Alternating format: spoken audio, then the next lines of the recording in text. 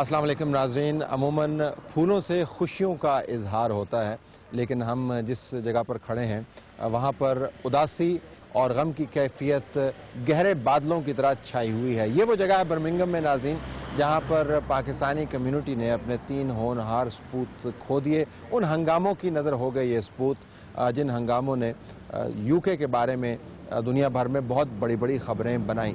ہم یہاں پر آئے ہیں 3-4 مقاصد لے کر۔ ایک تو اس کمیونٹی کے ساتھ اظہار یکجہتی جو پاکستان کے بارے میں ہمیشہ ورڈ رہتی بھی ہے اور پاکستان کے بارے میں بہت اچھا کام کرنے کی صلاحیت کا اظہار بھی کرتی رہتی ہے۔ نہ صرف پاکستان کو اپنے سر کا تاج سمجھتی ہے، بلکہ جب بھی پاکستان پر کوئی افتاد آتی ہے تو اپنی جیبیں خالی کرتی ہے اور پاکستان کی مدد کرتی ہے۔ دوسرا مقصد یہ تھا کہ اندازہ ہو کہ یو کے اندر کمیونٹی نے ریاکٹ کس طریقے سے کیا۔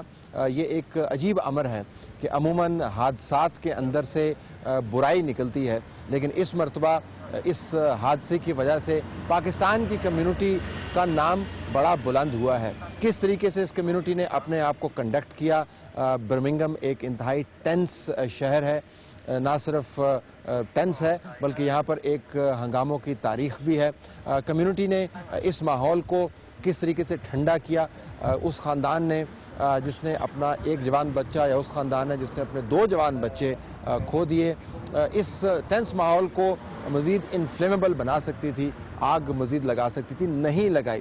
اس کے محرکات کیا ہیں؟ کیا یہ سوچی سمجھی پالیسی تھی یا قدرتی طور پر انہوں نے سمجھا کہ ان کے لیے اس ٹریجڈی کے اندر سے اگر کوئی فیصلہ کی قوت ان کے پاس آئی ہے تو اس کو وہ لارجر گڈ کے لیے استعمال کریں۔ ہم یہ بھی دیکھنا چاہتے ہیں کہ اس علاقے میں جہاں پر پاکستانی اور سیاہ فام برطانوی شہری آباد ہیں، اس شہر کے اندر آج کل ماحول کس قسم کا ہے، ٹینشن کتنی پھیلی ہوئی ہے اور کمیونٹی آنے والے دنوں میں اپنے اوپر کس قسم کے مسائل کی آمد دیکھتی ہے، اور آنے والے دنوں میں ان شہروں میں جہاں پر پاکستان کے اہم ترین شہری جس کو ہم ایکسپیٹ کمیونٹی کہتے ہیں آباد ہیں، ان شہروں کو وہ کس طریقے سے پھلتا پھولتا دیکھنا چاہتے ہیں۔ حکومت سے ان کی توقعات کس قسم کی ہیں تو وہ برطانوی شہری، لیکن دل ان کے پاکستان کے ساتھ دھڑکتے ہیں۔ پاکستانی جب دنیا بھر میں مشکل میں ہوتے ہیں تو پاکستان کے لیے مشکلات بنتی ہیں۔ پاکستان کی کمیونٹی برمنگھم جیسے شہر میں اپنے آپ کو کس طریقے سے کنڈکٹ کر رہی ہے۔ ہم اس جگہ پہ کھڑے ہیں جہاں پر کار کے ذریعے ان 3 بچوں کو کچلا گیا۔ اس ٹریجڈی میں سے خیر کا پہلو بھی نکلا ہے، وہ بھی ہم آپ کو دکھائیں گے۔